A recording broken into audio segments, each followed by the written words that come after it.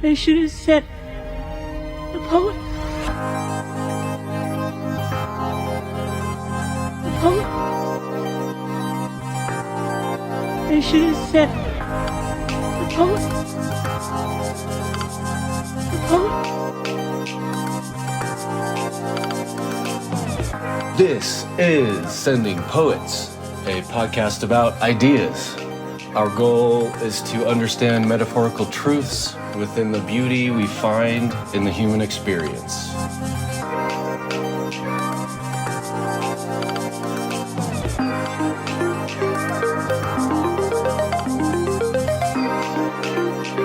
Sending Poets.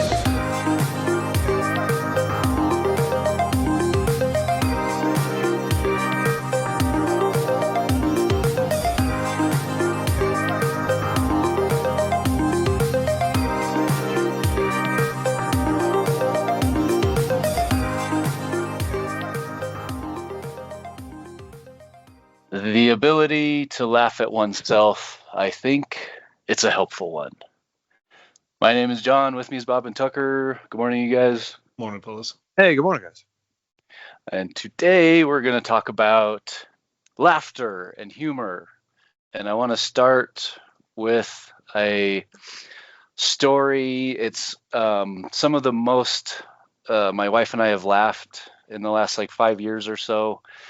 But there's background to it, and it has to do with this phone number that you can call. And I'm going to give the phone number now, and maybe again, once or twice. But it's for anyone listening. You want to write this down? I promise it's worth your time. It's the phone number is 719-266-2837, which is 719-26 Oats, as in Hall and Oats. It's the Callin Oats emergency Hall Oats helpline, which sounds ridiculous, and it is, but it's this just fun little quirky project somebody put together.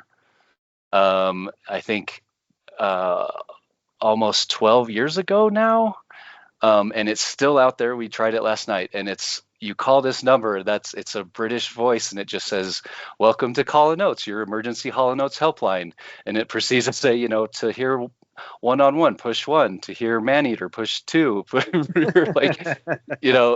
you have 4 songs, and you can just push one of the numbers and listen to the whole song. It's great. So somehow we stumbled across this emergency Hall Oats helpline. And by the way, I'm going to put a link to an article. There's a really good article.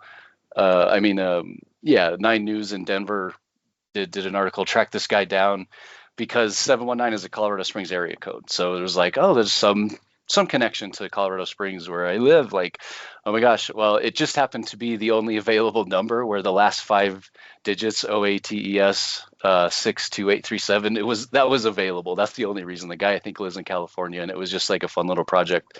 So just coincidental that it's a 719 number. But anyway, do you think all the 867-5309s are taken? Oh yeah, I think you can. That's a good. I'm sure I've called that. Have you guys ever called that? That's a good. No. Yeah, I'm gonna do that later today. Just call it and be with whatever The area person's code, gonna right? be like, "You better not be calling me for you know why." I know, right? No, I have I'm not heard Jenny. that's Hang up. a phone number you can use at grocery stores. That's Yeah, that's usually right. registered for That's the right. rewards program. Totally. Ah, Yeah, very yeah. interesting. Great point. I think I've heard that too. Yeah. So back to this story. So one day on our patio, one night, Kim and I are, laughing about this Callin Oats thing, and we recognize that, Callin Oats, it's CALLIN apostrophe, rhymes with Hall and Oats, Callin Oats. That's clever, right? But we also realize that Callin could be spelled COLIN, like it's a name, and we come up with this backstory for this character named Callin Oats. And I'm going to read it in its entirety because. So you guys came up with this? Mm-hmm, yeah. This was patio nonsense. That makes it so much better. I thought you got this off the internet. Oh my God, it makes it so much better. And the point is, as we're writing it together, it's there's sort of 3 or 4 sections, and each section was a challenge to outdo the previous section. And while we're doing that, we're just laughing so much. And I'll be able to read through it without laughing. And there's a point to all this, but I'm going to read it because all these years later, I think it's still it's pretty good, I think. Anyway, okay. Did you know the guy who started the Callin Oats emergency helpline used to work for a cereal company? He was Hall Oats before Callin Oats. And did you know his name, believe it or not, was Callin Oats? He was totes Callin Oats, Hall Oats before Callin Oats. And did you know the cereal company specialized in Dutch cereal? He was totes Callin Oats, Holland Oats before Callin Oats. And did you know he used the proceeds to help 6 animals on a farm in Alaska? He was totes Callin Oats, Holland Oats before Callin Oats so he could buy coats for goats with sore throats. And did you know this Alaskan farm was on a political barge that sailed around an isolated castle? He was totes Callin Oats, Holland Oats before Callin Oats so he could buy coats for goats with sore throats who vote on boats that float in remote moats. Genius. So the point of this thing is, as we were writing that, it probably took us like 2 hours to write all that or more, because we were laughing so much with how absurd we could just outdo like some setup, right? This absurd setup. Like, what do you mean an isolated castle, like sailed a political barge that sailed around an isolated castle? But it all served the purpose to something that rhymed with oats, right? So that's Dr. Seuss level, by the way. Yeah, right. That is Dr. Seuss level. Yeah. Right. Like, yeah, and tongue twister, stuff like, so that was our attempt at, adding to that type of humor. And so, what's interesting to me is I think about this a lot. I think there's different types of humor, and I don't think there's only 3, but I like to think of a graph where the y-axis is the humor, right? So the further up the y-axis, the more funny something is, and the x-axis is time. So the further that it goes on the x-axis, the more time, right? And I like to think of like 3 types of humor that exist on this graph. One is this almost like, kind of think shock factor is a good example, but it's hilarious at first, but kind of fades over time. So I appreciate you guys laughing at this, but I wasn't laughing hysterically. This Callin Oats story is one of those things where it was so funny. I can't tell you guys like how hilarious it was while we're writing it. We just couldn't stop laughing. But years later, it's like over time, right? It kind of just, the humor was more in the beginning when it was brand new, and then it sort of loses its humor over time. Then there's like this ramp up thing that maybe, and I think this is the harder one to achieve, where it actually doesn't start as funny, but over time it gets funnier. So that line on the graph, goes up and to the right. And then there's like this really magical thing, this timelessness thing, where it's more of like a plateau. It just, the humor doesn't ever fade somehow. So, I don't want to get too deep into the weeds because I want to hear what you guys want to, have to say. But I would throw out, we were talking about Matt Stone and Trey Parker in South Park prior to recording here. I think they are skilled at all 3. They're very good at like things that are hilarious right away, but that's the point. It's not really supposed to be long lasting or whatever. They're good at like saying something now that like somehow gets funnier over time, and then they're good at coming up with things that just consistently remain funny. And obviously all this is through a subjective lens, but anyway, so that's kind of my where I wanted to start with this. So what do you guys think about humor, types of humor? And I'd love to hear any kind of stories you guys about, laughter again is kind of the main theme here, but anyway. Well, I added the note right below your 3 types, but I think there's probably more than 3 or 4. But right. I want to point out the George Carlin type humor, and especially later in his career, where like he's literally just up there telling you how fucked up the world and society is, and we're laughing about it. Yeah. Where it's the way he delivers it and the passion he delivers it with, but it's no longer like true comedy. They're not jokes. Like he's up there just pulling apart the fabric of society and shoving it in your face, and we're all just laughing about it. Ha ha ha ha. Yeah, right. Very interesting, right? Yeah. And when it comes to that, no, go ahead. Well, I was going to say to call back on the fear episode. where, we all had a kind of anecdotal story about fear. If I may, is this a good time to segue to that? Okay. Yeah, please. So I had some, how can I put this? Midlife crisis is probably not the right way to put it. I had this, mental breakdown is probably a little closer. I had this psychological change, maybe 5-6 years ago, where I started on this path, and it started with, strangely enough, the death of my father and learning a bunch of stuff about him that reflected onto me. And I kind of had an update of how I thought the world worked. And along the way, this goes back to consciousness and subconsciousness and all that stuff. But along the way, I had two things. One was a thought about how strange laughter is, just as a behavior. And I'd never considered this in my life, and I can't, that's what the whole podcast will be about. So I'm not going to go down that path. But I also had this one experience back in college where me and a buddy were on and this informed me of what my opinion is now, but let me just get this story out. It's a different kind of humor. It's or a different kind of laughter. Let me say that. Not humor, it's laughter. So me and a buddy, this is in Mississippi, me and a buddy were on this little tiny fishing boat, little outboard motor, like a little 12-foot boat. And we went out fishing on this lake. And out of the blue comes this storm. And it's a summer day. And it's like a tornado kind of soupy looking, sky. I mean, like greenish yellow, kind of weird looking, and crazy wind comes out of nowhere. And we're like, all right, let's pull up, bait, and head back to shore. So we try to do that. And this little boat is like a terrible, tiny little boat on this terrible outboard motor. And we're like, literally, there's waves now on this little lake, or there's never waves. And it's like a little farm lake or something. And we're trying to get to the edge. And my buddy Terry's, piloting the boat, and I'm in the front. And it's like quiet, like we're not saying anything. And then I think I try to say something just to kind of break the tension. And, we both kind of chuckle. And then I just, he's smiling and I'm smiling, and then I start laughing, and, and then it just more and more, I was begin to laugh hysterically. I begin to uncontrollably hysterical laugh on this little boat in the middle of this lake, where it really feels like we're in danger now. We're real, but for some reason, I don't know, funny is not the right way, but it was this weird feeling that I've never replicated my whole life. And by the way, it's I almost brought this up during the fear episode, which is so ironic. Yeah. Because I was terrified that we were going to die out there.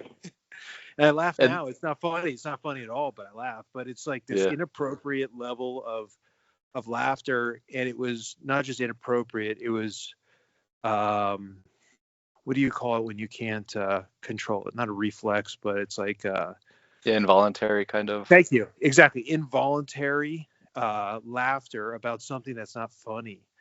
And it has always stuck with me. So back to the now time, when I was trying to figure out consciousness and trying to figure out how are, because I thought, my whole life is before my midlife breakdown, or whatever you want to call it. I thought, I was deciding all these things for myself. I was making my choices, and I was very logical and rational, and, everything I decided was well thought out, etc. And then I'm like, you know what? Maybe not so much. Maybe I'm not going to retell this whole story, obviously, but, maybe not so much. Maybe we're not as in control of everything as we think we are. And the one vision that kept popping into my head was on that boat that day, laughing uncontrollably, and how incongruent that was with the concept of, I'm picking my own words right now, even the words I'm saying right this second. How it, why couldn't I stop laughing? Why couldn't I say something? I literally could not speak. I could not form a sentence after, we started laughing and giggling, and then just hysterically laughing, scared out of our minds, with, 50, 60 mile an hour winds blowing up whitecaps on this little stupid lake. And we have a 25 horse on a 10-foot, little, open, low-sided open little motorboat thingy. Yeah. And anyway, the point was, like, I didn't have control in that moment, and that has always stuck with me, that there is a level of this humor that supersedes, and I think it is involuntary. It supersedes this voluntary level of control, whereas we think we're laughing because we want to laugh. I think a lot of people kind of think that, they think that when something funny happens, I'll laugh about it. And I'm like, I don't think so. I don't think laughter is really a choice. I think it, kind of comes upon you and it takes you over. But then you realize, well, maybe it's always like that. Maybe there's always something that gives you the next word to say. Maybe there's always something that is, showing you a story, and you're just describing what you're seeing or what have you. So that's kind of my story about humor and uncontrollable laughing. Yeah, that's interesting. I have to ask, like, because this popped in my head, like, we were talking about Life of Pi recently. Did you think about, because this happened before you saw the movie Life of Pi, because this goes back, right? Yeah. So in the scene in Life of Pi, and by the way, we'll have to do an episode about that movie, so I don't want to get like too distracted, but there is sort of this like way that the character is sort of challenging these torrential storm on the waves on the ocean, and I don't remember if he's laughing uncontrollably, but did that resonate? Was that a similar thing when you watched that? Like, it kind of had a similar experience? No, not in Okay. that regard. I think symbolically it did, but it did not resonate with that experience, because here's the thing. My hand was not on the motor. So it was Terry's boat. We were on his parents' farm. He was piloting the boat, and I was sitting in the front. And I was the one hysterical laughing. Like, he kind of like chuckled a little bit at first, and he had this weird grin on his face, and he was definitely like weirded out. I mean, we were both like, this is weird. This is dangerous. Like, we could die right now. Like, a tornado in Mississippi is no joke. I don't know if you guys have ever been into a tornado, but when they come up, you could lose everything in just a heartbeat. I mean, it's literally so fast, and it just comes out of nowhere, these crazy storms. We have like a supercell with all these, like, I don't think we saw a twister or anything, but like, it's like one of these storms. It's terrifying to be caught out in without protection, let alone in the middle of a lake on a tiny little boat that has, not enough horsepower and all the rest. So he was piloting. I'm just sitting in the front, like, looking around, and all I remember is my brain would not formulate a thought. So Life of Pi, I feel like the character is in this duel with God, so to speak. Mm-hmm. Like, this point of, I have been tested, I have overcome, you're testing me again, I've overcome, you test me. How many times are you going to test me? Yeah. I'm done with the test. Fuck you. I give it all away. I'm done testing. We're done with the game. And so it's more like this weird clash of, the universe versus the human.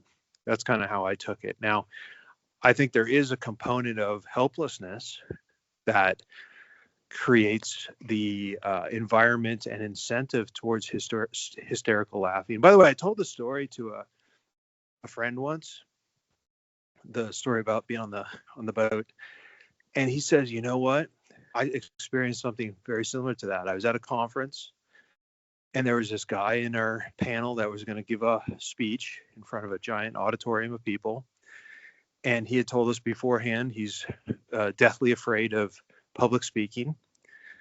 And he says, when it was this guy's turn to get up and give the speech, he goes up and he starts doing a speech or whatever, and I don't remember if he told a joke or whatever, just something seemed funny to him. He started giggling. And then he couldn't stop giggling. That made him like outright start laughing. And then he was just like tears streaming down his face, uncontrollable, doubled up laughter. And he just had to walk off. Yeah. And he's like, I've seen it, and it wasn't funny. Like, nobody else was laughing. It was very uncomfortable. The whole auditorium was very uncomfortable. Nobody's laughing with him or at him.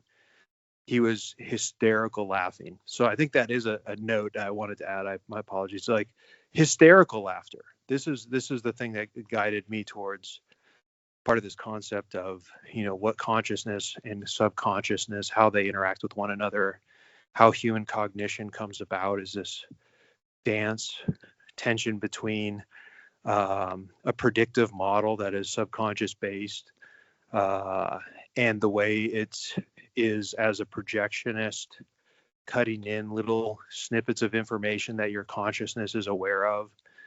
And then your consciousness is the observer, determining how accurate the prediction was of the subconscious model. And then when something is out of the prediction area, this consciousness then is able to update the weights and say, no, there's a loss there. That was not correct. And so we'll get into this interesting tension with comedy, about comedy being, someone has an assumption of what comes next. There's like a switcheroo. And then we end up with what we call laughter, or this humor. And then also the involuntary nature of it. And going back to, I think, an old podcast talking about the evolutionary nature of humanity and how humans evolved, I think as a team creature, a social creature, it would be very valuable to not be able to hide one's updating of models.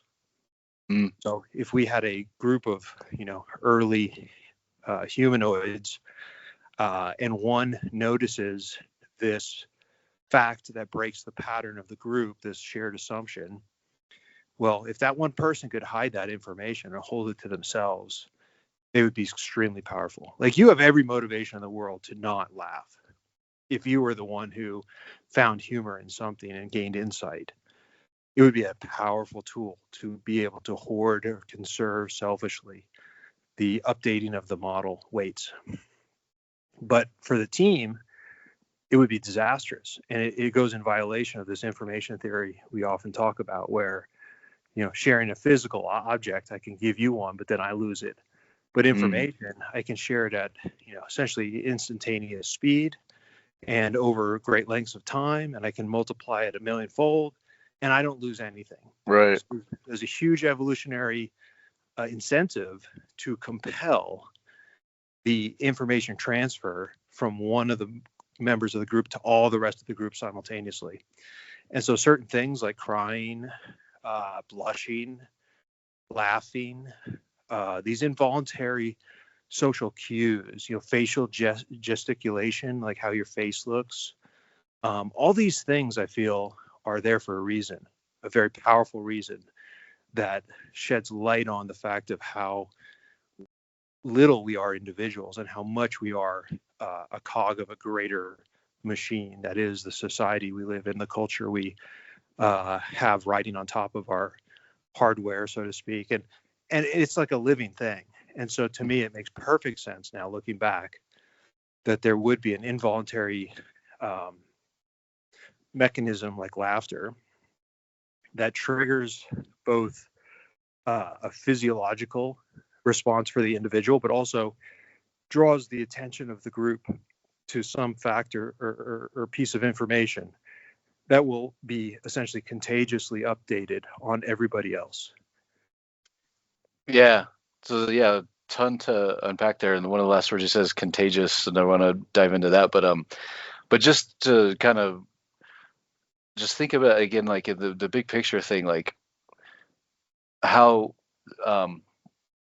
wide the spectrum of the idea of laughter is. I think I knew of your story, and I was expecting you to kind of bring that up. And it's almost like this other side, almost complete other side of the spectrum of like what I don't know if most people would associate humor and laughter as like a joyful thing, not this like kind of bizarre, both those stories where it's like, in a way you're kind of fearful for your life, maybe like you thought you were going to die and you're like laughing hysterically, and then this guy speaking and not everyone's laughing. It's like very like interesting that like he's just unable to control his laughter. It's like a record being stuck, though. So here's my point. Like, there is the typical laughter, which is the reveal of the switcheroo.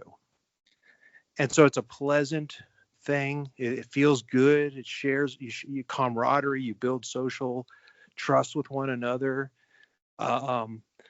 But then there's this weird side to it, which is this like hysterical laughter, or maybe being tickled, and Oh my gosh, I have stuff to say about tickling. being But anyway, yeah. involuntarily induced into a fit of laughter that you can't control. And what's going on with your brain? Like how Uh-huh. it feels to not be able to formulate a word, not be able to breathe voluntarily. You're compelled to breathe in almost like vomiting. I hate to be like that, but like or hiccups or something. It's like this weird possession of the physiology and how it feels to be in this moment. And it's not always unpleasant, it's not always pleasant, but whatever it is, you can't just do it. It's not like whistling. You don't just get a pucker up and blow. I mean, it is something that is happening, and being able to interpret this as a Rorschach test is not the right way, like a litmus test. I was able to figure out that the concept of this model-based conscious subconscious duality of mind has a litmus test, and that is laughter. It has many, but that is one of the main things, is this laughter component shining a light on what we think is free will. Yeah. What we think is our conscious control, where our conscious mind is driving. And I'm like, no, I don't think that's right. There's an instance. There's this moment of time. There's a couple moments that I've heard about. I think we have evidence on the table before us that shines a light that, now it might not be one or the other. It might be both together. Maybe you do have conscious control over your thoughts much of the time. Maybe you have zero, and you're just tricked into believing you have, conscious thoughts. Or maybe there's like this tension in between, and sometimes you do, sometimes you don't. And I think system 1, system 2 is probably the closest I've heard of that, where it's like a time-based issue. So if the bear chases, you don't get a time to sit down and contemplate your ABC opportunities. You just start moving. You're running. After the fact, you can narrate however you want to what just happened, but only if you happen to live. But so the living takes precedence in the fact that you've got to make a choice and do something now before processing consciously a stream of thought. So it ends up being like, I think there is a tension sometimes. That's why it's so mysterious, by the way, because sometimes it is the way you presume it to be. We always go back to The Simpsons. Sometimes it feels like Maggie's driving. Mm-hmm. Sometimes it does. It really does. And maybe it is. Maybe that's totally true. And you have all the time in the world, and you're not in front of a crowd. You don't have a storm approaching and you're over water, whatever. I mean, there's times where you have absolute control of your thoughts and you get to create the narration as you choose. And then there's other times where there's like a lever. In my mind, it looks like a shifter. And you have one where it's subconscious and one is conscious. And usually the subconscious is forward and the conscious is backward, or vice versa. And sometimes these gears get locked up. It's like trying to shift gears and go from second to fifth or whatever, or fifth to first gear all at once. And that tells me that there's this 2-driver system. It's not what it appears to be. There's a man behind the curtain, and so that has always stuck with me as one of the main bedrock moments of experience in my mind, shining a light on the fact that I don't have control over what comes out of my mouth all the time. Like there are times when I lose that control and it is involuntary. Yeah. Well, I do want to talk about the tickling thing, but first, Tucker, I'm curious if you have any thoughts on any of these things so far. Well, I mean, I think you guys have nailed perfectly some of the more uncontrollable sides of it. I mean, I almost think it's probably evolutionary defense mechanism where, contagious laughter can calm an entire crowd of upset people. Diffusing tension on a tribal level instead of just individually. But yeah, I don't know. It's laughter is my favorite human emotion. Like it's kind of my go-to defense mechanism in many things, like diffusing situations with making a joke about it. But I don't know. It's fascinating that it's created whole industries. Right. That and not just industries, but a whole genre of entertainment and literature and movies, and it's powerful stuff, man. It's our built-in. I think it's our built-in drug, really. Mm. Yeah, that's an interesting way to put it too. And going back to what you mentioned about George Carlin and nervous type of laughter, I think like one of the really interesting things there is it's the delivery. Yeah. I think about this sometimes, like Dave Chappelle can tell a joke and the whole room is laughing. If I try to tell that joke, it's like, what the fuck is wrong with you, dude? Like, why would you say that? Right? It's the same words, right? Yeah. I could say the exact same words. I could try to do his delivery, but even if I was like really close or exact on the delivery, there's something about like this subjective delivery, nature of like the whole experience is a critical factor in whether or not it's okay to laugh at, I guess, right? Yeah. It's, like, Well, I guess I do have a personal experience there, and I'm going to leave names out of it, but I used to work with these two guys, and just the kind of environment we were in, we all talked a lot of shit. That was the way it was. But with this one guy in particular, like I could rag on him 40 hours a week, 50 hours a week, and we just laugh about it.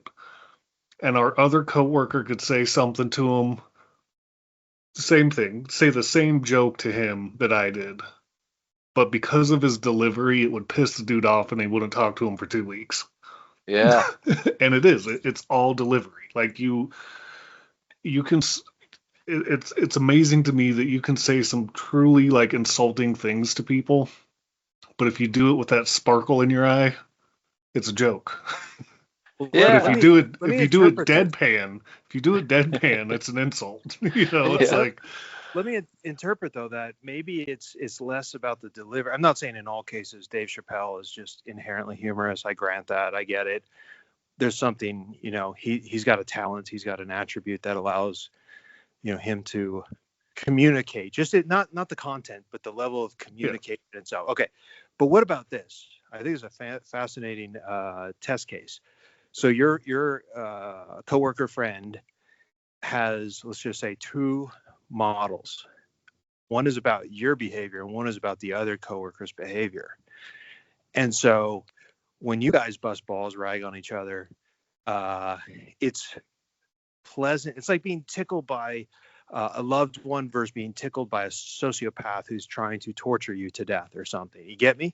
Yeah. Like there's a prediction there that it is safe and it is helpful. It's up like whatever because what's the root of comedy is truth. Like there's something true you're trying to portray in a certain way, and we laugh about it, but you're really trying to. There's some level of truth there. It's not just insanity. It's like something there. And my point is, maybe the prediction is you are somebody he trusts to update his models for him, like a relinquishing control of your brain sort of thing, like Carlin, right? Carlin got to think these really fucked up thoughts about how twisted everything is, and people trusted him to like play around in their minds. Like he would just get to like show you a different way to look at the world, and if you went along for the ride, it felt good. Whereas this other guy, for whatever reason, doesn't trust him, comes off weird, previous experience was bad or something. But I think that's exactly the right way to look at it. Like the same content can be given to you in two different formats. And if you have a expectation that one is good for you and one is dangerous for you or bad for you, like you will weight your models according to the one, but you'll block the other one. yeah, no, Yeah. I do agree, but I think I want to touch on what you said about Chappelle, and he's got a gift, and he does, but it's also something he honed. And I think part of being successful as a comedian or just even as as me bashing somebody over the head with the truth. You have to know your audience, and you have to be able to deliver that truth in a way that's not an attack. I see. Yeah. Like and that's what Carlin was masterful at. Is, I mean, he was just beating you over the head with the truth, but the way he delivered it, he wasn't attacking you. He was attacking the society. He was attacking the system. And I think that's, the older I've gotten, I'm much more aware and into the type of comedy that punches up. Attack the system, not the individual. Attack somebody's actions, not something that they have no control over. Yeah, not You them know, themselves. Yeah. exactly. I like to I may have done this with you both. I hope you don't mind. I have this like thought experiment that I've been trying to like kind of hone, tweak, kind of perfect, I guess. But if you guys will indulge me, because again, like this concept of laughter and humor is so wide reaching. It's very hard to like talk about it in broad terms, because as soon as you start, you know, saying anything, it gets very specific, and then you're isolating this whole other area that's like real and true about it. But I like to, despite having said that, in the concept of like laughter being a sort of joyful thing, this idea came to me about like the idea of making fun. And so in this thought experiment, it's like if we can just like really try to just get in this meditative state real quick. Ready, 3, 2, 1, go. No, but seriously, like try to just imagine nothing. Imagine nothing. And then all of a sudden somebody makes fun. Like, wow, that sounds awesome, right? Like somebody made fun out of nothing. They made fun. How could that be bad, right? Okay, now do it again, right? There's nothing, just kind of empty mind, right? And somebody makes fun of someone. And now I think it gets very complicated, because like it's not just fun, it's, oh, there's being made fun of someone. And so, you know, Tucker, to your story, making fun of somebody who's, you have an established relationship, right? There's, Bob, you were saying this, like there's a model in place where it's like, well, I know I'm being made fun of, but I know it's with love. I know that like this person isn't trying to punch down or isn't trying to make me feel bad. They're pointing out something that it is humorous. There is some truth in what they said, and they're making fun of me. The point is, like, I think what's fascinating to me is that as we evolve as a species, I think this ties in a lot with empathy, that it's like unspoken agreements somehow, that like it makes a lot of sense to me to think of things this way. When someone is making fun of somebody, I want to try, for my own self, I want to try to be more thoughtful about, well, who's being made fun of? Like, is this, because like if that person that's being made fun of is right there, I think it's like this chasm between, what was said and is it funny is probably a small chasm, right? But if the people being made fun of is like, somebody on the other side of the planet that physically isn't close, and it's this huge chasm, and it's very hard to know, like, is that really funny? And I said a single person, but let's just say a whole race of people, right? A whole, well, like, I see where you're going. I love this, by the way. Can I do a personal anecdote? I'm going to get up on the yeah, therapist couch here. I'm going to do then and now. So back then, when I was a boy, I was not socially adept at being part of the in crowd. I was always isolated and more of an individual loner kind of guy. And one of my childhood attributes that was made fun of in the social side was my prominent front teeth. So I still have big teeth, I guess, but when I was a boy, it's like I had my adult teeth, even though I had a boy's face. And so I was Bugs Bunny, I was Lucky Beaver Bob, I was, and it was, everybody would laugh. Now, here's my point. It was true. It was absolutely true. But I was different than the rest. So in the schoolyard context, the person who's not like the others, who isn't the one that's the outcast, the one that gets made fun of, punching down if you were, that is socially, it's like a hierarchy thing. It's like the dominant kids will pick on the one who's the weakest and exert their dominance in the social setting by being the first and the loudest to find. Like, I also wore dark colored socks because I came from a different state. So I moved from the West Coast to the East Coast. The East Coast, they all wore white socks, and I had dark colored socks or whatever. So silly, I know. Yeah. But I was teased mercilessly for these things.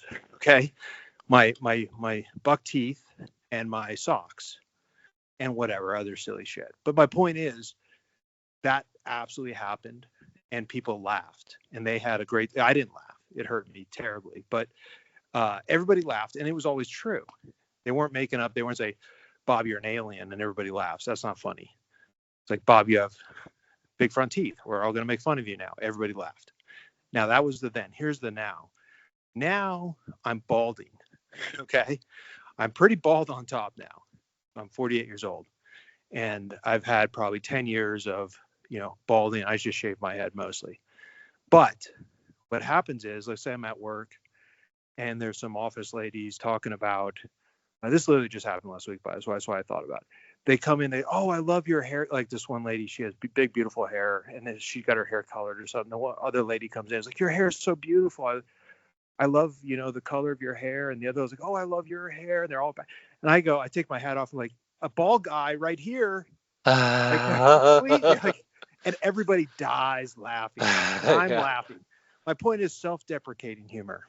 Yeah. I think that's huge. That's huge, man. But that's what. So Tucker, you triggered me in this concept of like the stylizing way you're communicating truth is powerful. So if one person does it one way, whether it be punching down versus punching up, or another person does it another way where it's self-deprecating and they're not picking on an other, right? John, to your point, like it's not a person overseas or someone who doesn't look like the rest of the group or whatever. Like, it makes all the difference in the world. It makes all the difference. Yeah. And so now, and I do this with my family. I have a wife and 2 daughters, and they all talk about their haircuts, and they're going to go get their hair styled and all this stuff. I'm like, hey, bald guy sitting right here. Like, really? Yeah. Really? You're going to talk about that now? Like, you can't wait. Yeah. And everybody always laughs so much. Yeah. And what I realized is it doesn't bother me when I do this. Like, it sets me free. Not that by the way, it's always off the wall. Nobody actually gives a shit about my hair. Nobody ever cares. But I will go down to deep callback here. Bop by Hanson. Look up the lyrics. You know what I'm talking about. Yeah, keep going. Okay, but anyway, that's a deep callback. But look up the lyrics, please. Bop. Yet nobody cares about your hair except for those that are like really care for you. Anyway, the point is, like, I find this one thing and I bring it up, and it is true, and it totally triggers like a huge laugh every time I do it. Because I'm not waiting on purpose, but like everybody's talking about their hair and like what they're doing with their hair, and I'm like, I'm kind of left out over here. Yeah. It's like I just shaved my head. Like I'm just like, bald guy over here. But as soon as I say it, and it is true, but nobody else points it out, they're not trying to put me down. But because I can bring this truth to the surface and nobody expects it, and it's self-deprecating, everybody every single time will laugh, guaranteed. It's so interesting. It is interesting. I think this is a good point to just mention. The Inner Cosmos episode a couple weeks ago was called "Why Do We Laugh," and it's really interesting. I'll put a link in the show here. I highly recommend it.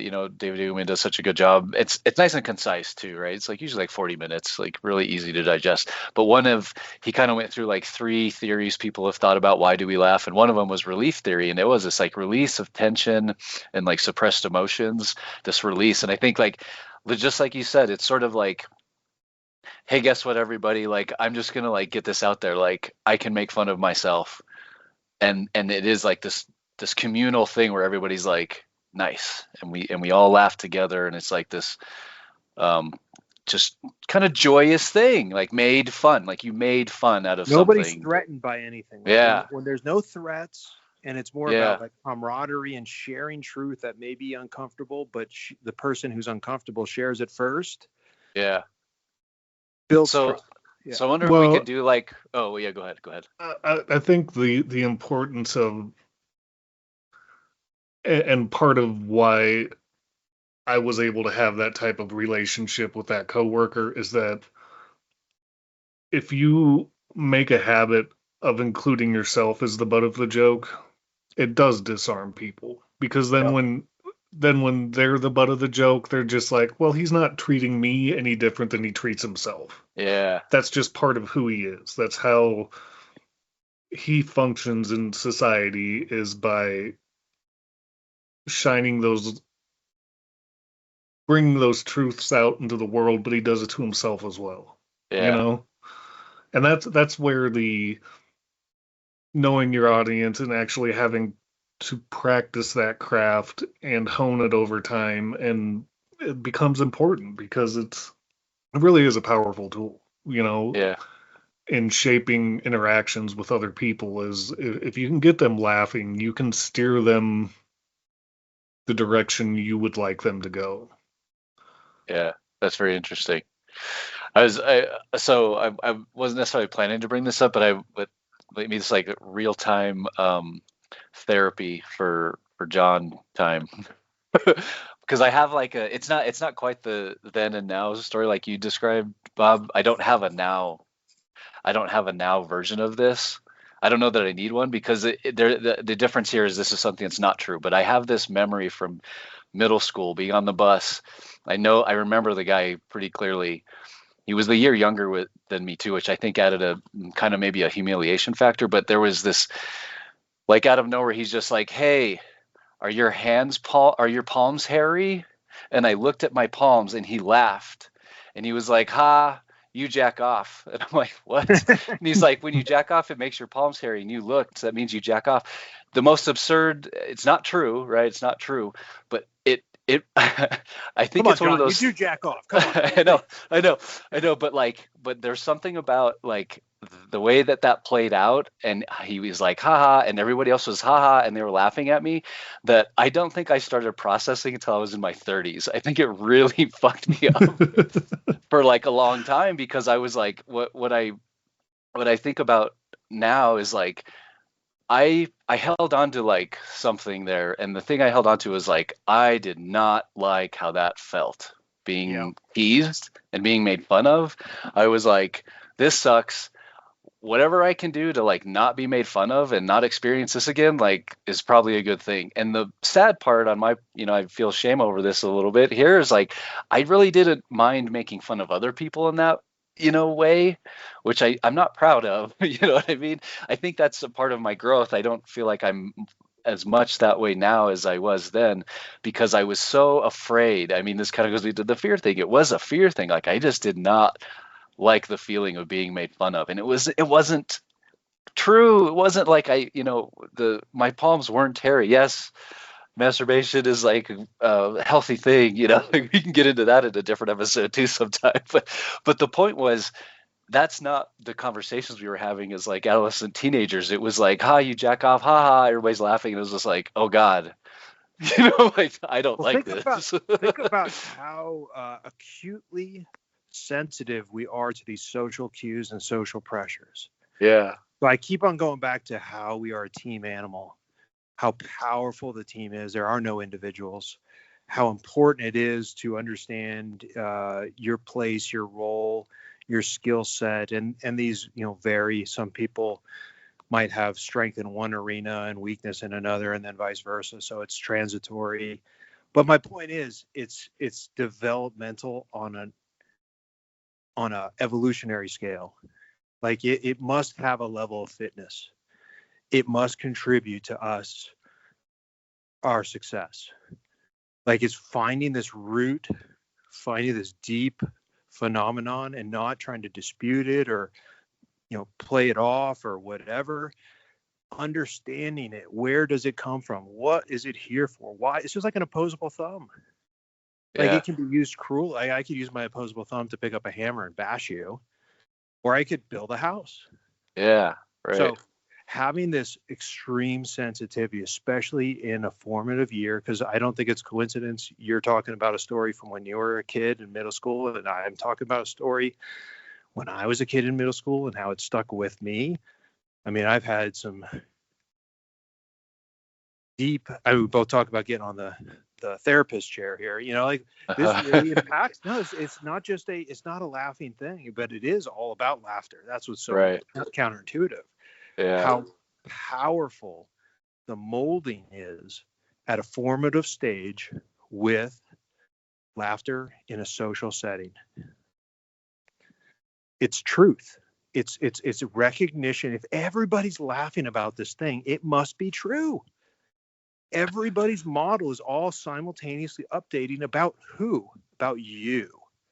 Now you're well within your capability to do it to the other guy. That's human nature too. But when it turns on you and you feel everybody's model is updating about you in this way, that is not, oh, how awesome is John, but it's like something that they're trying to tear you down about. Because in a hierarchy sense, let's just say competition for mates or competition for resources, competition for anything, there's two ways to go. One is elevate yourself, and the other way is to bring someone above you down. Mm. And so I'm going to tell this real quick story that we might have talked about way back in the day. I don't remember this book. Zebras Don't Get Ulcers. Highly recommended. Remember this, John? I think we talked about this. I know it's been brought up, and it was in that movie Dream Scenario, but I actually don't remember if we got into the detail of it. So yeah, I'm very excited now. One sub story within this book, highly recommended. It is integral to my understanding of the evolutionary component of our health and well-being. It's fascinating. I think it shines a bright light on what we're talking about. But there's this instance where I don't know if it's the author. I want to say it was the author or someone closely related to the author. They had this baboon study. I don't remember where it was, India, Africa, but they went out, some primate they were studying constantly.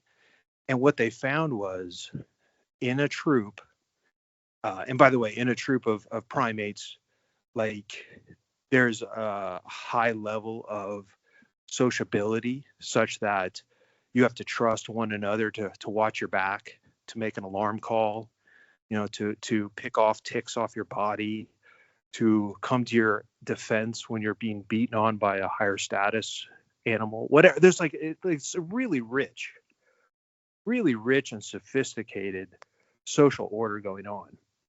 And what they observed was the effect mainly of the immune system from stress hormones, so cortisol. Yeah. And the cortisol levels of the lower status individuals of a troop, the stress amount was correlated to poor health, such that they would essentially have to hit this tipping point. The lower that your status went, you were essentially guaranteed to die within the troop just from the stress.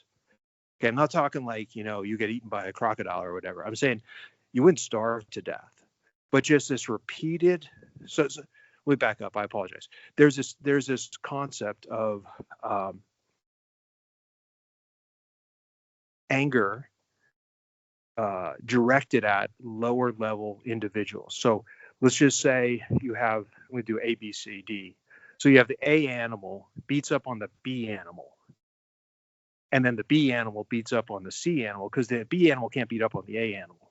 Yeah. So it has a misdirected aggression. And so the B animal turns their aggression, finds some pretext. You walked in my shadow. I'm going to beat you up now. You stepped in this puddle. I'm going to beat you up now. It had nothing to do with the C animal to the B animal. Yeah. But it would go on down the line. And what happened is once you get to the XYZ animals in the troop, they would be so filled with stress because they're constantly bombarded with misdirected aggression that they would make a choice. To leave the troop and to go find another troop was about a 50-50 mortality rate. So they might leave the group and literally go starve or get eaten, or they come across a troop and they are aggressive and they kill you. But there's a half the time they would find another troop and they would be welcomed in as a new member and they could start over. So the point was, in a social setting of these primates, if you're at the lower pecking order, it's essentially a coin flip. You'd rather risk death by coin flip than to stay in that social group because of this constant misdirected aggression towards you and the lack of any kind of prospects of ever relieving this terrible feeling. The stress hormones are related to the terrible feelings. The body is not meant to be in this constant state of alarm and stress and defensiveness from attacks. Yeah. This goes back to Zebras Don't Get Ulcers. Okay. I mean, we're not going to go with that. It's a very fascinating book. I highly recommend it. But the thing that awakened in me was we're no different than this. In that, I found it in myself what I was doing. Let me get back on the therapist chair here. I was misdirecting my anger mainly to family members, but friends as well. And here's what I realized. I always had a reason after the fact.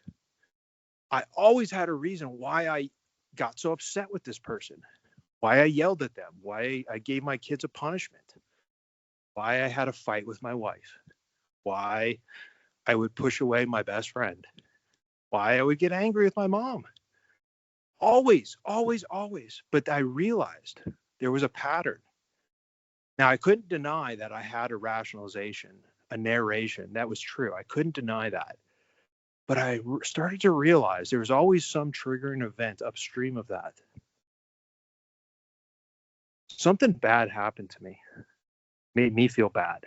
Yeah. And it would sit with me like poison. And until I could give that poison to somebody else, I would feel bad every day. I would feel bad. And I'd carry this venom with me, just waiting to strike upon somebody else and inject it upon them. And it became undeniable. Like I literally started looking back in my history, and there was not a single time when I had an emotional outburst that it was not preceded by something happening to me that I felt put upon. Yeah. And I realized, fuck me. I am misdirecting my aggression. Just like that. Just like that. I realize every single time I'm picking on somebody else once I've been picked upon, and it makes me feel better. And it's a coping mechanism. And I felt like such a piece of shit, guys. I felt like such a piece of shit. But once I realized this, the beauty of it is, number one, I feel it happening to me and I say, I forgive that person. I know why they're doing it now. They don't have choice. They're just reacting to their own misplaced aggression from whoever gave it to them. Right. And then number two, I realize it happens much less frequently because it will come back to you, by the way. You give it to your spouse. You don't think they're going to give it back to you someday? You give it to a friend of yours. You don't think he or she's going to give it back to you someday? Right. So breaking the linkage of this chain of causation reduces the overall amount of venom. Yeah. And it sucks to suck it up. It really does. When I feel like that feeling, like I feel like shit, I've been made fun of, I've been aggrieved, I've been put upon, and I know I can feel better if I give it to somebody else. And so I was waiting. I would be waiting like a viper for someone to step out of line so I could strike it upon them. Now I feel what that feeling is, and I recognize it, and I just let it go. That's the hard just, by the way. That's not an easy just. Yeah. Yeah. No, Yeah, and here's the thing, and this isn't taught nearly as much as it should be, but you cannot control the amount of venom cast at you. That's out of your control. And there is a powerful feeling of passing that venom on to somebody else. And it does, I think, in the moment probably make you feel better, right? Yes. But it's long term, you're not reducing the amount of venom in the world. Correct. So the real solution is, and it takes, because this isn't taught, it takes a long time to learn this in life, but the solution is to take that venom and not care about it. to just Somehow dissolve accept, it instead of passing just it to on. accept the fact that you Nice. cannot control what other people think of you or say to you. And I love the quote that what other people think of you is none of your business, because that's Yeah. that's just that's the truth. It doesn't. Yeah. You can't let that affect you. But what you can do is spread love. Yeah. What you can do is take that venom and just go, that's not what I want to do. I want to Yeah. make people feel better about themselves. And you know what? In doing so, I feel better about myself. Yeah. And because of that, I don't care what that person said. You know Like what's really good at that's that is just a miserable person, and I'm not going to be miserable with them. Yeah. humor. Humor does this, guys. Exactly. Right. It really does. It takes the venom. You want to dissolve it, John. I love that. Dissolve Right. the venom. You do it with humor. Right. Because number one, it's unexpected. Like when someone insults you and you turn into a joke, Yeah. it's unexpected. They want you to be aggressive and fight back, and you're just too smart for that. So you turn it around and make it a self-deprecating joke. Yeah, and I think that's the key, because if you turn it around and make fun of them, it's just perpetuating the cycle. Correct. So that self-deprecating thing, Yes. truly, like there's And humongous power there. that is a true art form that you do have to practice. Is if somebody Yeah. makes fun of you, make fun of yourself better than them, Yes. because Yes, it I like how you said that. completely Yeah. disarms everything It's like, they just did. yeah, it's like Like you're almost not like a even battle of good. wits at that point. You're not you as know? good as at making fun of me as I am of Yeah. making fun of myself, and Yeah. so Guys, that it's a takes great- that shifts the whole power dynamic. Yeah. What was that movie? Exactly. What was that movie with Steve Martin where he wore the big prosthetic nose? What was that Oh, movie? Roxanne, I think. Roxanne. Do you remember the scene in the bar when the guy Uh-uh. comes up to? Oh, guys. Oh, come on. I'll have now. to watch that. Yeah. It's too It's perfect. He been goes like, so in the movie, for everybody who's not from the 80s, 90s, whatever, he's got this giant nose. What was this? This was a remake of what? The remake of Pinocchio. No. no. I'm trying to remember. It'll come to me tonight when I'm eating dinner or something. It'll pop in Right. my head. But it's a classic. It's a classic tale. Okay, it's a classic tale, and it's reimagined. And so he's got this giant nose. So he talks to the guy who's got the pretty face, and he gives him the words to woo the girl. Oh, it's so close. It's on the tip of my tongue right now. The name of this story. It's a very classic romantic story. But anyway, the point is, I think it might be Shakespeare, to be perfectly honest. Cyrano de Bergerac? Exactly. Huh.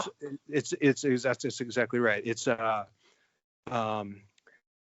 Cyrano, maybe? Cyrano de Bergerac? thank you. Bergerac? Cyrano de Bergerac, correct. That's Cyrano de Okay. Bergerac. Okay, so that's the tale. So in the movie, the Steve Martin character is wearing this giant nose. He's got this giant ridiculous nose, but he's like a super nice guy, very smart, very funny. He's very strong in the movie. He beats everybody up who he wants to beat up, let's just say. And this guy in the bar comes up to him. He's with the girl, meaning the Steve Martin character is with the girl he loves or whatever.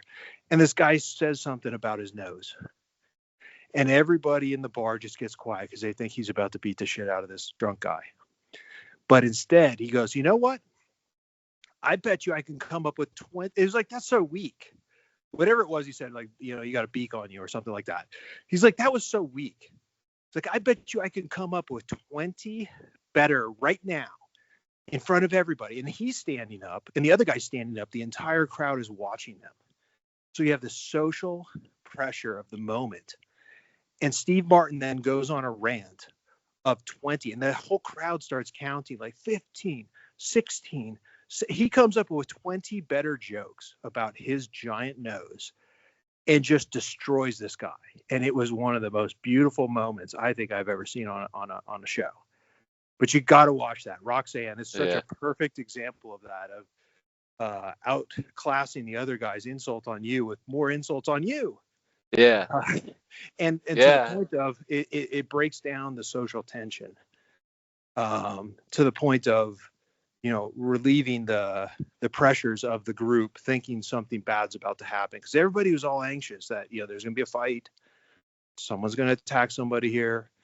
And in the end, it was disarmed with humor. Yeah. And it did release that social stress. Yeah, it is an art form. It's great. I was thinking it kind of also plays into one of the other theories that was mentioned in the Intercosmos episode, incongruity theory, which was about this violation of expectation. Like the setup, you expect this is going to happen, and the punchline is like, oh, kind of this misdirection thing. And like I think that plays in there too. It's like the guy comes in again, is like, passing on the venom, right? Just like that's where he's got to just dish it out. And then so to take that venom and violate the expectation that you're gonna like respond in kind or whatever. Isn't that an interesting phrase? Respond in kind. Respond with kindness. I don't know, but but like, yeah, just wow, that joke actually, it's, come on, like, check this out. I can do like way better.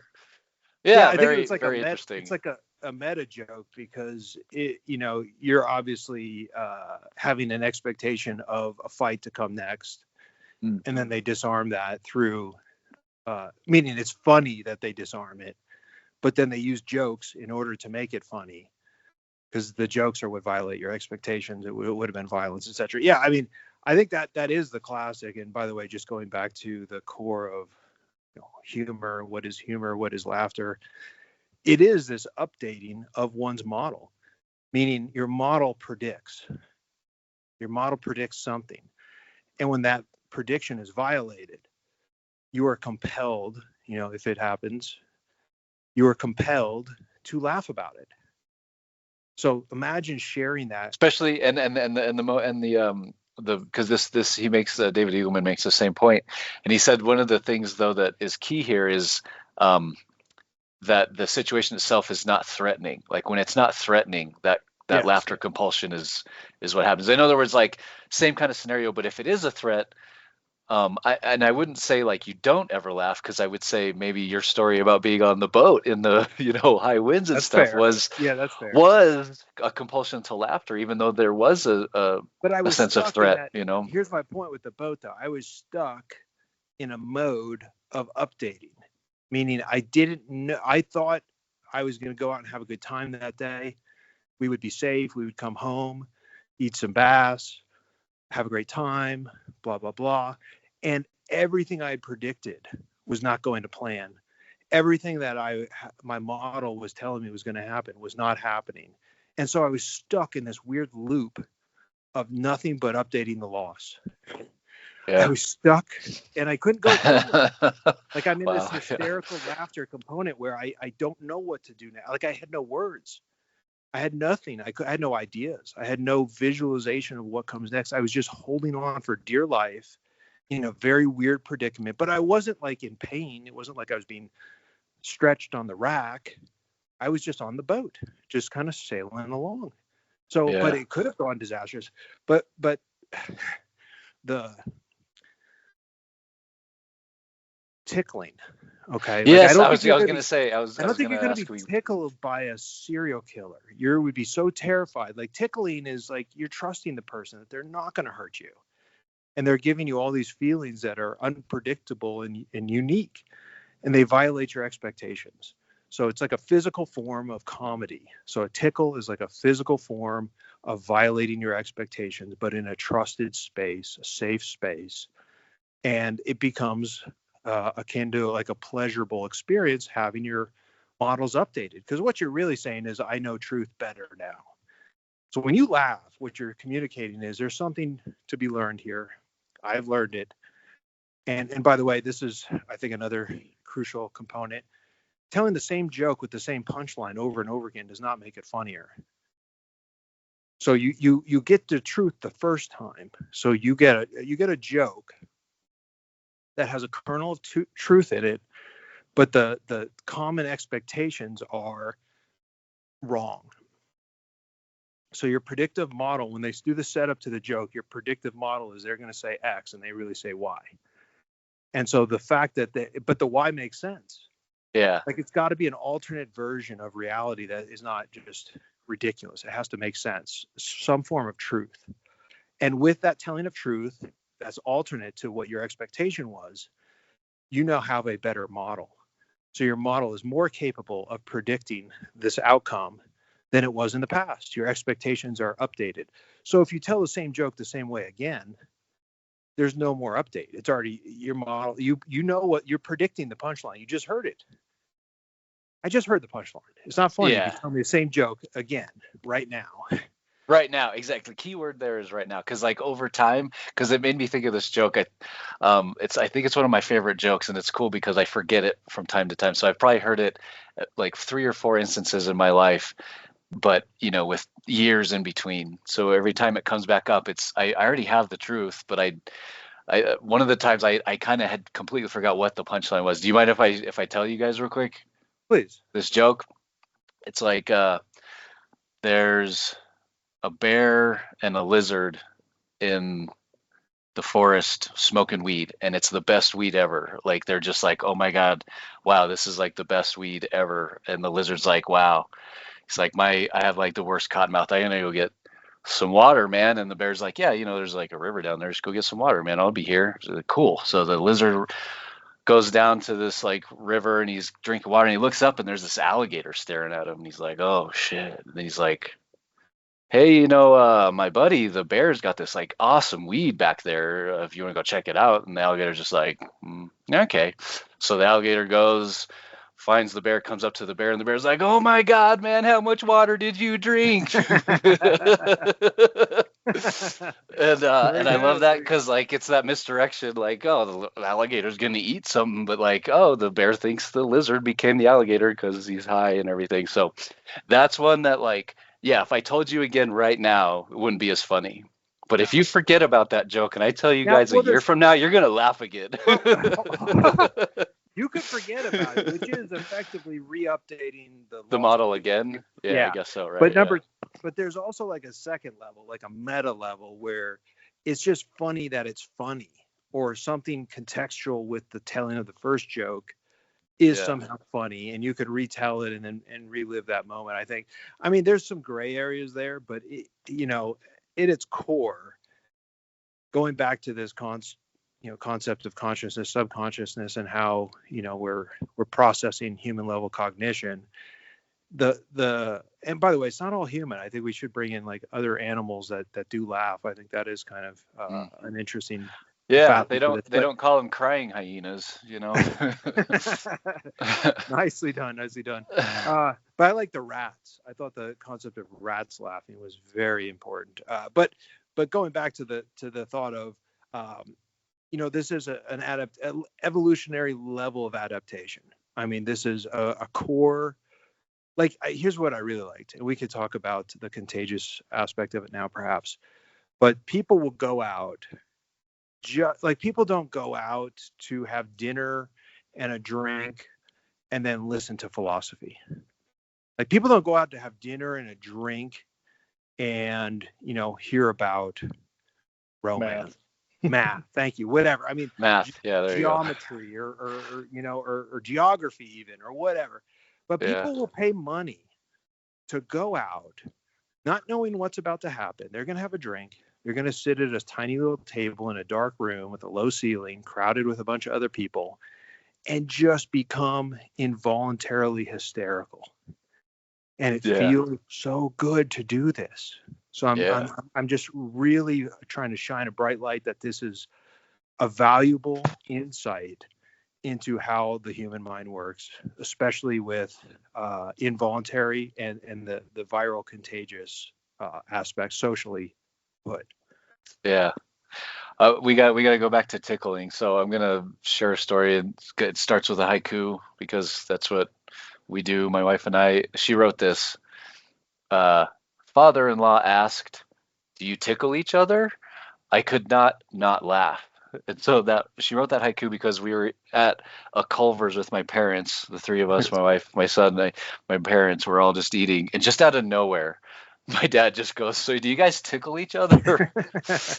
And the reason I brought this up is because have you guys heard of not everyone likes to be tickled. In fact, my grandma, and I mentioned her last time, I think, she just recently passed away. She was 101. She was a World War II nurse and spent her whole life in the nursing field writing books. she said, and it's very interesting because my mom doesn't remember the origin of her own experience, my mom's experience with tickling, but my grandma did say that some people experience tickling as a torturous thing. It's not fun. It's not enjoyable or pleasurable. They don't like it. And guess who one of those people is? My mom. My mom does not like being tickled by my dad. And my dad, it's like, it's kind of become a sort of funny story, but my dad's like, I wish I could tickle her because I have these memories. What's really interesting is my mom said that he didn't talk about these memories until sometime after he was diagnosed with Alzheimer's. So whether it's like a telephone game memory or not, I don't know. But these memories came back to when he was like 14, summers on this like grandparents' farm, and it was just like every day was get up early, work all day. Finally, the work is done. The only thing that they had for fun was being tickled. Like the older, older adults, the adults would come in and just tickle. There was like a bunch of cousins, like 9 or 10 children running around, and they would just all be tickled. And it was like the only fun that they had because they worked all day on the farm. There was no joy, fun. The only fun came in the form of being tickled at the end of the day. And he's just like remembering these memories of how fun it was to tickle. And he wishes he could tickle my mom, but my mom's like, no, I don't like being tickled. I hate it. It's like torturous to me. It's very so. Have you guys ever heard of that before? Like tickling and torture? I mean, I know people who like get like one of my kids is very ticklish, and she will like she can't breathe. She's like about to wet herself. Like she'll get to Yeah. the point of like in losing control of everything, and so it's not that she doesn't like it, but I think some people are very ticklish, whereas the other kid is not so ticklish. I mean, you can tickle her, and sometimes it doesn't, but you don't get like screaming laughter and just Yeah. double up and just fall to the ground, like that kind of stuff. So I can definitely Yeah. see where some people have a higher threshold or it's more intense to some people, and that could be maybe not feel so good, I guess. Right. It was interesting. It was one of those things that another reason to just be amazed by how wide the spectrum is of human experience. When we talk about humor already, we've laughter and these extreme, almost seemingly contradictory experiences between, it's all good, everything's good, everyone's happy, and like also not that at all, like kind of fearful for your life, but you're still laughing hysterically. Like it's very fascinating to me. Well, I would think, yeah, I would think that kind of a little side carrot here. One of the interesting barriers, I think, for true artificial intelligence is this lack of a body. This lack of a feeling, like it feels like something to do a thing, or it feels like something to look at a color or whatever. Yeah. I think that's a very profound indicator, once again, of this subconscious conscious model, where your subconscious is processing all the inputs, all the signals in the world, how it feels of each signal to come into your body, and then your consciousness is like the what would you call it, the not actor, but the agent. Your consciousness is the subjective agent that has the feeling put upon it or them.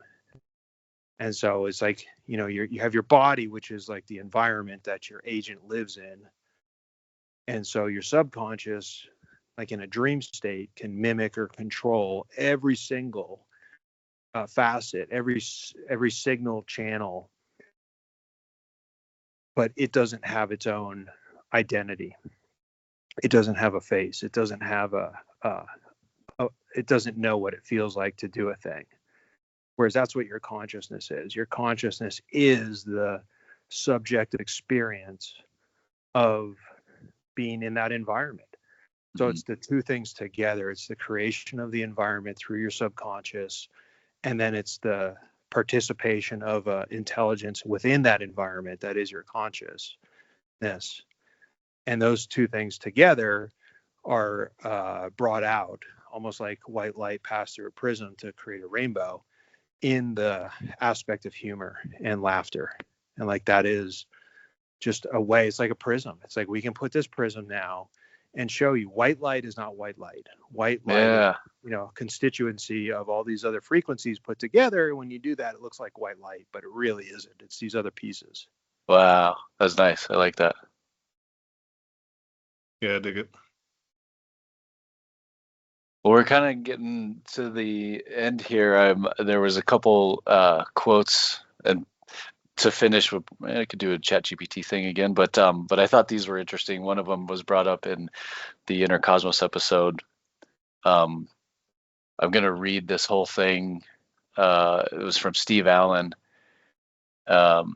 He said, when I explained to a friend recently that the subject matter of most comedy is tragic, drunkenness, overweight, financial problems, accidents, etc., he said, do you mean to tell me that the dreadful events of the day are a fit subject for humorous comment?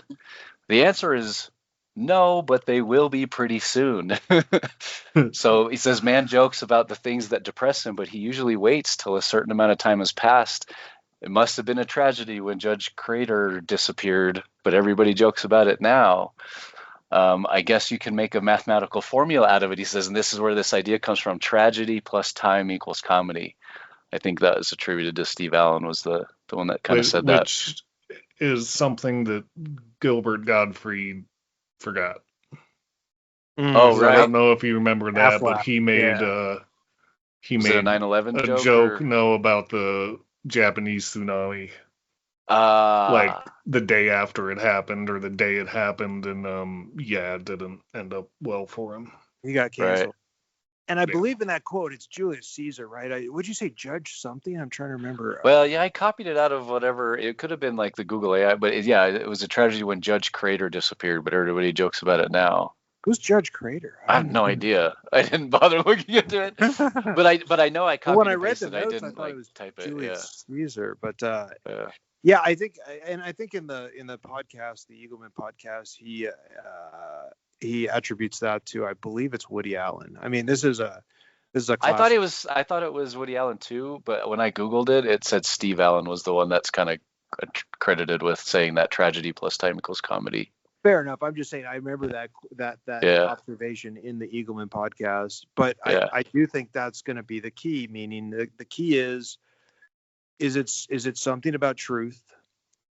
Is it during a period of receptivity to updates? Meaning you're not going to update your model as you're being chased by the bear.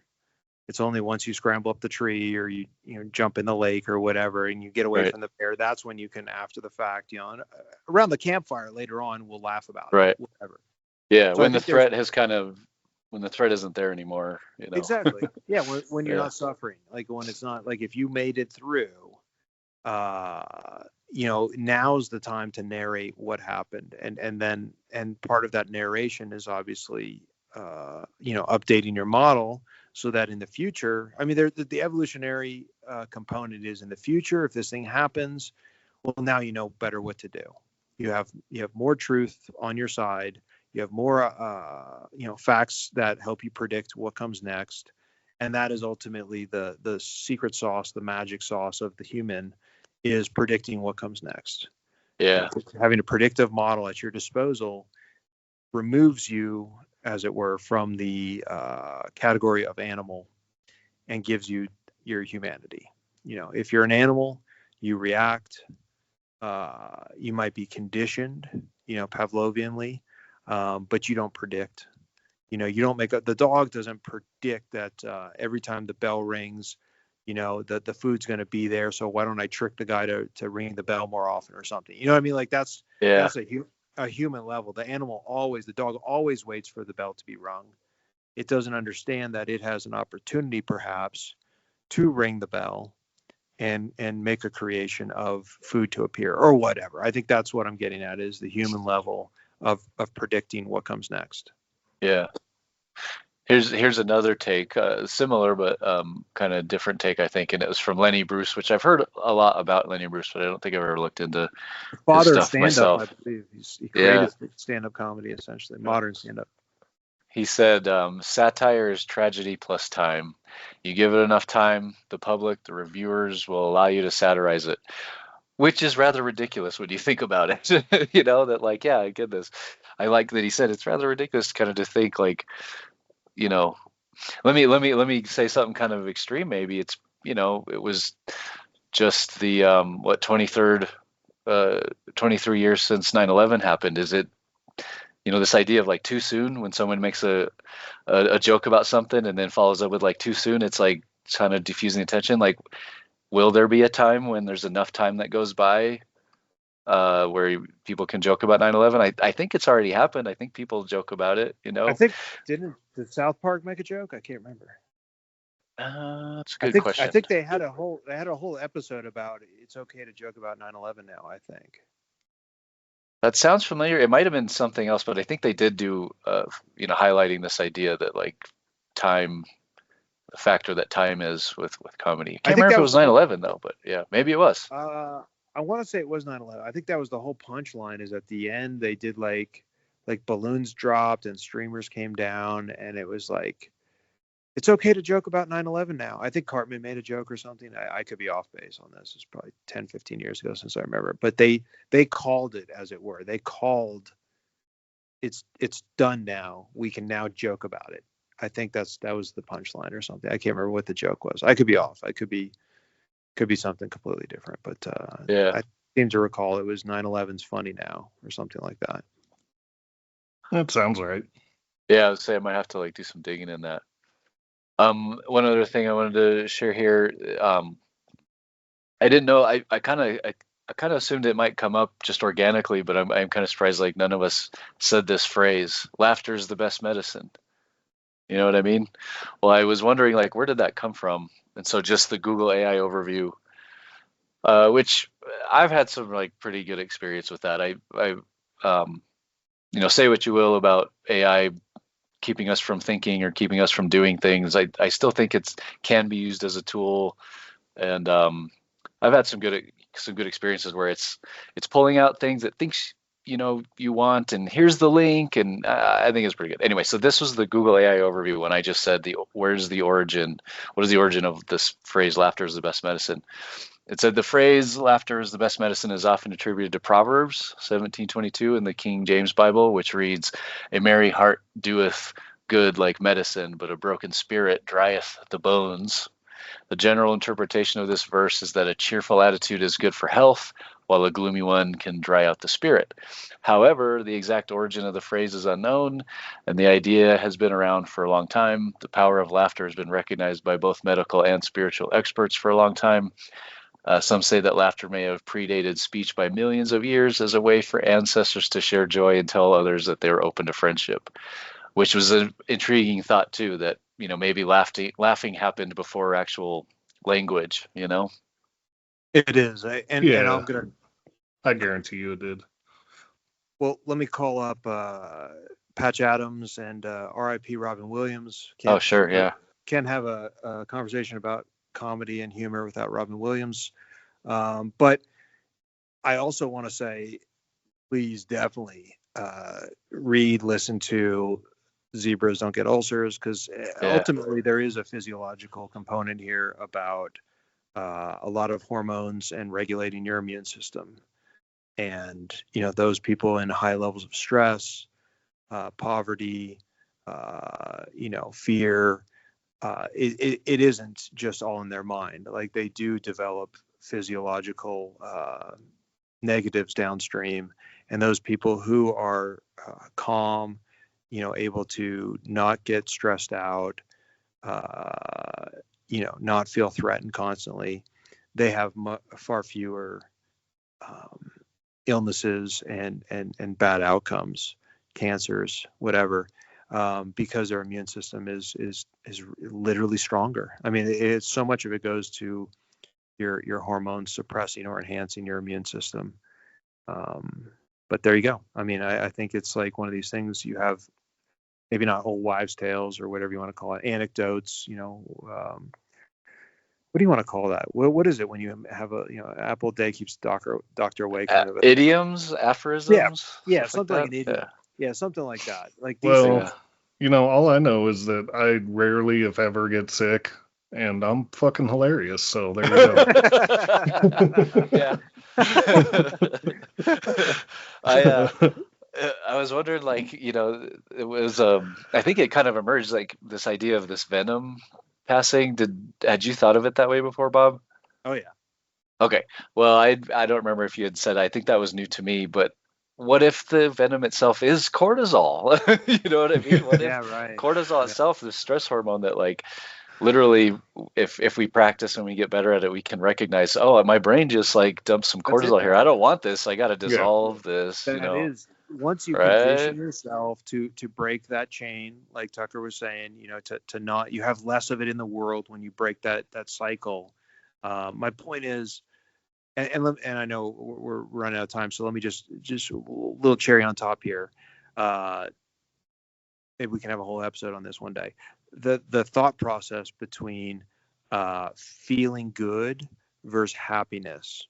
Okay, a lot of people want to be happy, Mm, and digesting what happiness means compared to what feeling good means. And yeah, here's my point: feeling good and feeling bad are the big things. So if you can do a hard thing that doesn't make you happy, but it ends up feeling good, that gets you into the right path. So it's really hard to do the right thing sometimes because it's not going to make you happy. You're gonna go through some stress, and it's right. psychologically it's not fun. Fun and happiness are very, very oppositely correlated Yeah, I was say to they're, good the outcomes. Venn diagram isn't as overlapping as we might think, It's right? not. No. No, Yeah, it's like amusement parks create fun. Photo albums make happiness, but prosperity comes from feeling good. yeah, Prosperity comes from breaking out of the cycle of feeling bad. Being able to control your own destiny such that you're not constantly stressed. It goes through a dark tunnel. You have to get through the tough stuff. If you want to be an expert in guitar, you got to build some calluses. You got to practice 10,000 hours. You got to be able to go through the stuff where it's not so fun. You don't get the ability just to play it like it feels. You got to go through the atonal phase or whatever you want to call it. And yeah. so Put in the so much, work. yeah, you got to put in the work. And so the work is not happy. The work is not fun, but it feels good if you know you're on the right path. So that's kind of the thing is breaking the cycle of this, passing the venom to someone else. It feels good when you can skip it. And this is a anecdote, personal testimony.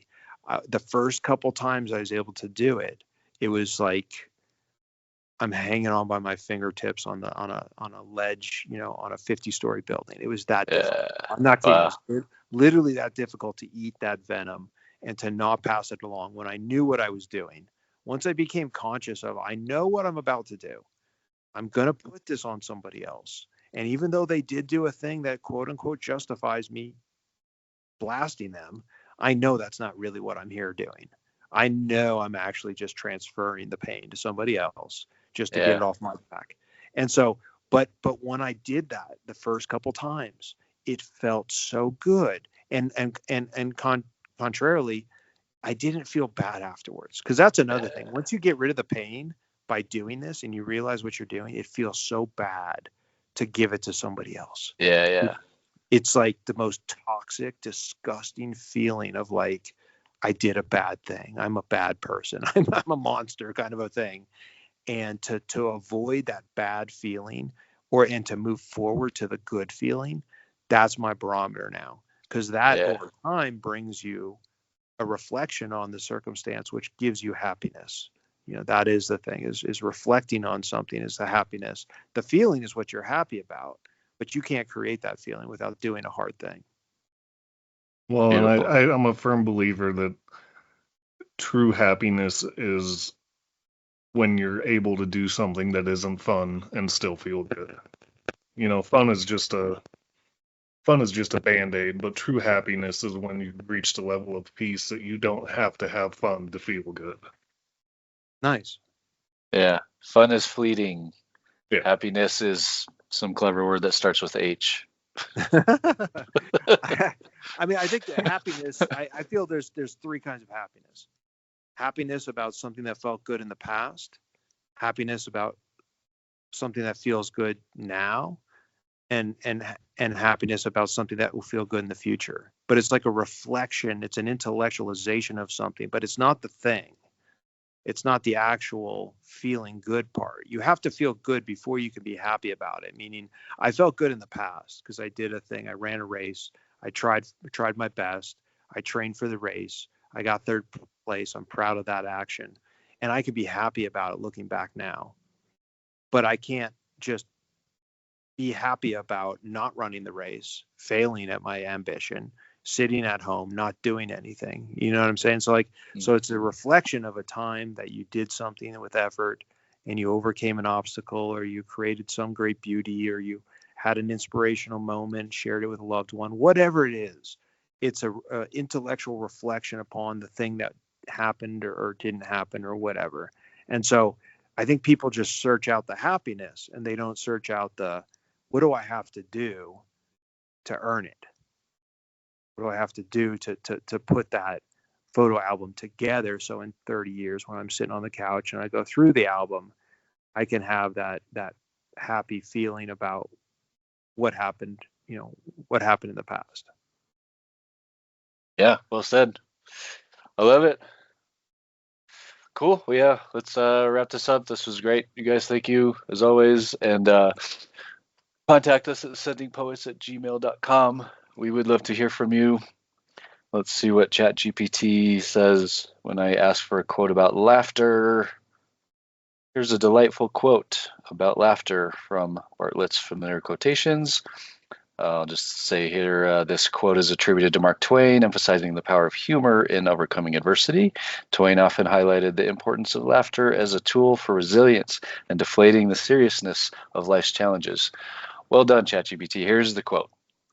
The human race has only one really effective weapon, and that is laughter.